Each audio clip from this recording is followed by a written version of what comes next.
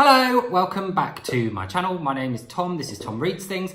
Hope you're all very well. So I haven't been doing videos recently, mainly because I haven't been reading that much. And what I have been reading, I've kind of been DNFing a little bit. So, which I hate doing, but I'm getting much better at doing. If I'm not enjoying a book, just stop reading it. I'll talk you through kind of my recent reading habits, kind of for the last month or so. But before that, it's a lovely kind of bank holiday weekend here in England. And I did what I usually do on nice Saturday mornings, is I took a trip down to Ely to visit Samovar tea house. So here's some videos of me having my breakfast. Go!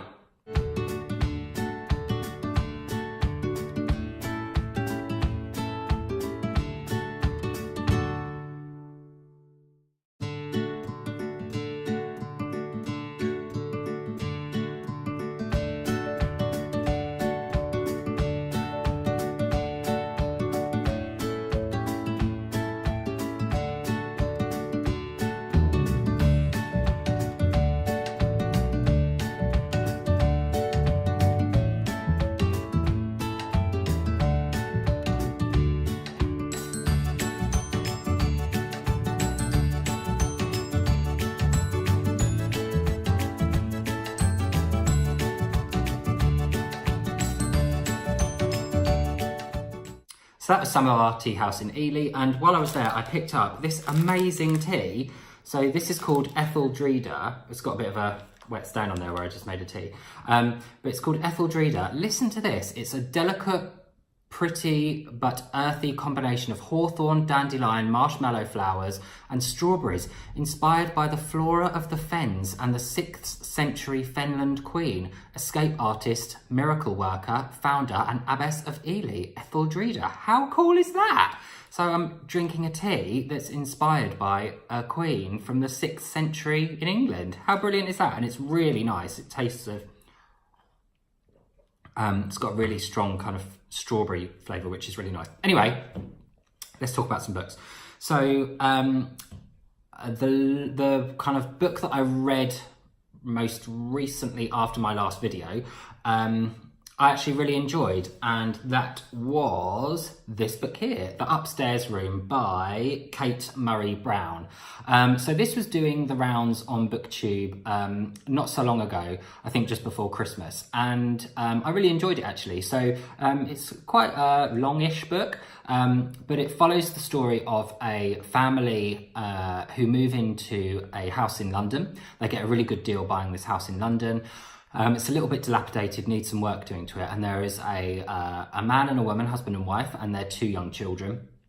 And they, as soon as they move in, the mother starts to feel quite unwell, and she believes that it's the house that's affecting her. And at the same time, they get a lodger who moves in, a young lady, I think in her kind of early 20s, who's kind of struggling through life a little bit, doesn't really know what she wants to do, and is kind of dealing with her own issues at the same time. And the kind of main storyline running throughout this novel is the idea that the house is possibly haunted, and the idea that the family that lived there before were going through some struggles, and that the young girl who lived there before was young tormented girl. And there's all this kind of eerie stuff that goes on in the house, and you kind of never really know whether the house is haunted or not, and it all kind of culminates at the end. But yeah, I really enjoyed this. I think I gave it 3 or 4 stars, I can't remember. The only thing I would say is that there's not enough of a resolution really for me with this book. But yeah, I won't go into any more detail because I don't want to ruin it for you. But yeah, do pick this up if you haven't read it. It's probably quite a good book to read in the autumn, I feel, or the winter. So yeah, I read it at the beginning of this year, so I really enjoyed it. So the next book that I picked up was As Meat Loves Salt by Maria McCann. Now, I got through about 150 pages of this, I think, before I stopped reading it. But I definitely will pick it up again. It is absolutely my kind of novel. I just didn't feel like I was in the right headspace to be reading it. There was a lot going on at work, and I was planning for my holiday, and I just wasn't giving it the attention I needed to give it, really. but it's totally up my street, and I would highly recommend it to anyone that seems interested in it. So it's set in the 1640s in England, during the time of a war, I believe. My history isn't that great, sorry. And it follows the story of a family who I believe have lost their father, and it's mainly kind of revolves around two brothers, and they are kind of educated, but they have fallen on hard times and had to become servants for a household. When I kind of stopped reading this, there had been a big event which happened at the beginning of the book surrounding a wedding and surrounding an escape from the home at which they live. I won't go into too much of it because I don't want to spoil it, but it's very, very well written. I can tell the story and the plot of this is going to be fascinating and really intriguing and really engaging. And the writing style I found was really kind of easy to read, but gave enough detail and was elaborate enough as well to kind of make it interesting. So I will definitely pick this up again. Probably more towards the summer. I don't know why, but I feel like it's a summer book. I don't know, does anyone else have kind of seasonal reads? Like I read much more classics and much more Dickens in the autumn, just because I feel like I want to read it in front of the fire when it's cozy. And I read more things about like historical fiction based around like the plague. I read a lot of stuff based on the plague in the summertime. I don't know why. Does anyone else have that? But yeah, so I'll definitely pick this up again and would highly recommend it to anyone who is interested in historical fiction. I think it's going to be really great. So the next book that I picked up, which again I DNF'd and I'm really not sure that I will go back to it, is Silas Marner by George Eliot. So I'd heard a lot about this. Obviously, it does the rounds on BookTube a lot, especially with booktubers who talk about classics. And I'd read Middlemarch by George Eliot. That was my first George Eliot, and I'd quite enjoyed it actually. But I think I enjoyed Middlemarch more because it was Middlemarch, and I think there's probably a sense of achievement in reading Middlemarch, at least for me anyway. And so I was keen to kind of read that and yeah, I think I enjoyed that more than this. I really didn't get very far through this at all before I was just like, do you know what, this isn't for me. George Eliot's writing style in this book I found to be quite slow. It follows the story from where I got up to. It follows the story of a guy called Silas Marner, obviously, and he has been kind of banished almost from his hometown, and he moves south, I believe, and sets up work in a town or a village in the south of England. So I'm not that's kind of as far as I got, and I didn't really want to read any more. I might read some more. Please let me know below in the comment section if I should persevere with this. I'm more than willing to if enough people say, come on, give it a go, it's actually really worth it. So yeah, that was Silas Marner by George Eliot. And the next book which I picked up, which again I DNF'd, I've been doing a lot of DNFing recently. I think it's because I went on holiday to New York, and I was kind of really focusing on preparing for that. I really wanted to make sure, we only had kind of 5 days there, so I really wanted to make sure I'd done my research and knew what I wanted to go and visit and what I wanted to see while I was out there. So I was spending my kind of free time looking at that and doing bits and pieces around that rather than reading. So my headspace wasn't right to be kind of really getting into books over the last couple of months. So the next book that I picked up was Ghost Wall by Sarah Moss. So I know a lot of people really, really, really love this, and I think it's been shortlisted or longlisted for a prize recently. I can't really remember, sorry.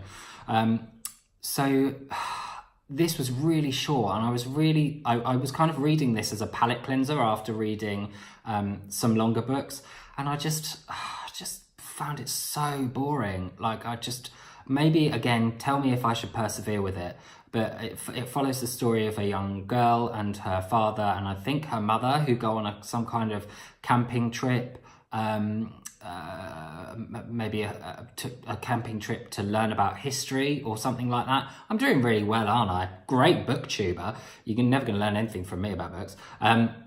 So yeah, I just found it really boring. I did not have any interest in picking it up again.